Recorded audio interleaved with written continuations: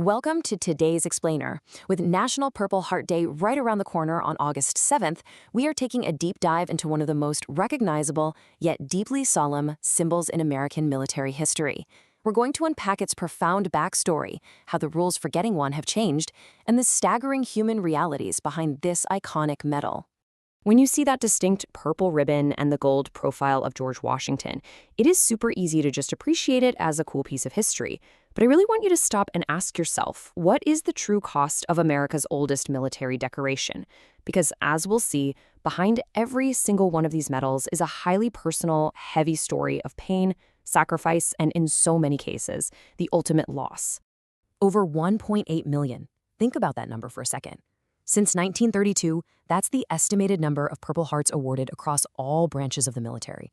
That is 1.8 million individuals whose lives were forever altered by combat. Getting our heads around that staggering scale of American military sacrifice right from the start is absolutely crucial to understanding the true weight this medal carries. So here's our roadmap for this explainer. 1. From cloth to medal. 2. Evolving rules of the award. 3. The World War II stockpile. 4. The true cost of service. And finally, 5. Honoring the Purple Heart legacy. Let's jump right into Section 1. From cloth to medal. The origins of the Purple Heart. Let's rewind all the way to August 7th, 1782. That's when General George Washington established the Badge of Military Merit. Interestingly enough, Washington only ever awarded 3 of these badges himself. After the Revolutionary War, the award basically just faded into obscurity for over a century. It wasn't until 1927 that Army Chief of Staff General Charles Pellet Summerall began pushing to revive it, but it was actually his successor, General Douglas MacArthur, who officially brought it back as the Purple Heart on February 22, 1932. And fittingly, that was the 200th anniversary of George Washington's birth. MacArthur himself was actually the very first person to receive this newly minted version. Now, the shift in what the award actually meant was dramatic. The original 1782 badge was just a simple heart cut from purple cloth or silk, and it was awarded for singularly meritorious action. Basically, it was a reward for just doing an exceptionally great job. But the modern Purple Heart, which is a beautiful brass alloy medal featuring Washington's profile, serves a completely different purpose. In 1942, the rules were tightened up, dropping its use as a meritorious performance award and strictly dedicating it to recognizing combat wounds or death. Moving to Section 2, Evolving Rules of the Award, Adapting to the Changing Face of War. Believe it or not, originally you actually had to be alive to apply for the revived medal, but a series of executive orders and laws drastically expanded who was eligible. In 1942, posthumous awards were finally allowed, specifically to honor those killed at Pearl Harbor and in subsequent World War II battles. Over time, the criteria grew to cover wounds from friendly fire in the heat of battle and, crucially, acts of international terrorism. We're talking about events like the devastating 1983 Beirut barracks bombing and the tragic attacks on 9/11. Laws were even passed to make sure prisoners of war who were wounded while in captivity finally got their rightful recognition. There's also this fascinating, often forgotten historical footnote. For decades, civilians who were serving closely with the military could actually receive the Purple Heart. For example, 9 Honolulu firefighters who bravely fought fires at Hickam Field during the Pearl Harbor attack received the award. So did the famous war correspondent Ernie Pyle, who was tragically killed by enemy fire during World War II. However, in 1997, at the urging of the Military Order of the Purple Heart, Congress restricted the award strictly to military personnel. Today, injured civilian defense employees receive the Defense of Freedom Medal instead. But what exactly qualifies as a wound in the eyes of the military? Well, they are highly specific about this. It has to be an injury from an outside force sustained under hostile conditions. And, this is key, it must require treatment by a medical officer. So what that means is environmental injuries, things like frostbite, trench foot, or heat stroke, those just don't qualify. Neither do accidents that aren't associated with enemy action. The whole intent is strictly to recognize damage inflicted by an opposing force.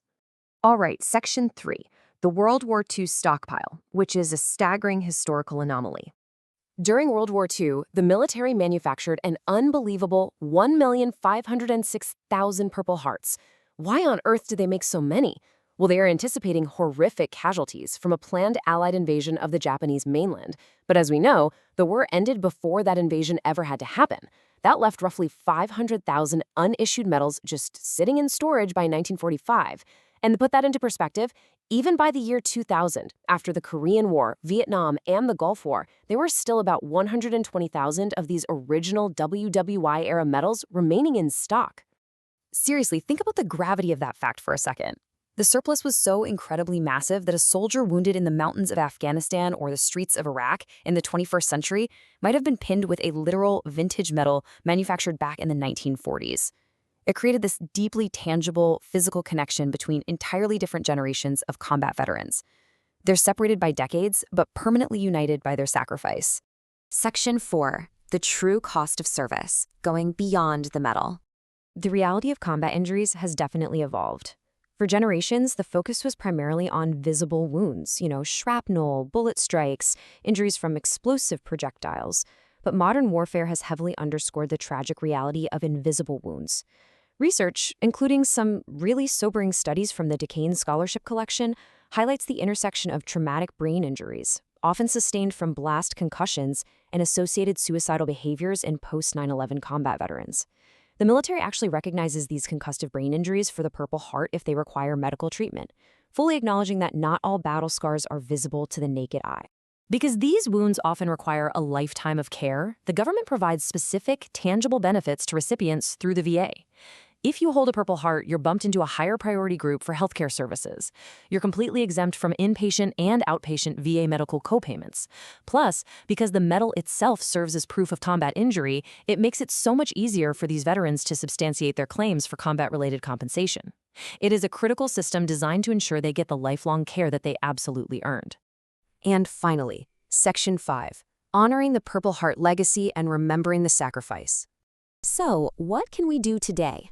There are some very practical steps you can take. First, you can support the Military Order of the Purple Heart.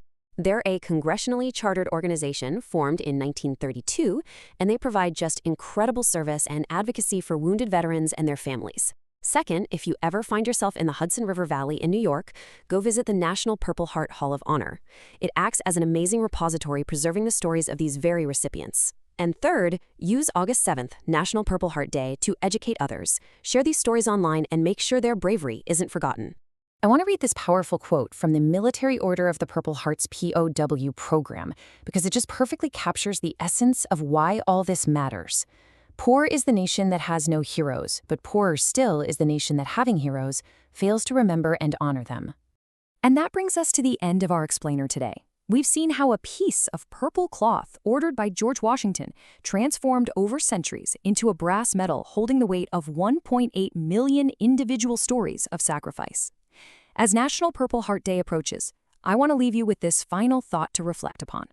How will you personally honor the legacy of those 1.8 million men and women this August 7th? Thank you so much for joining me to explore this profound piece of history.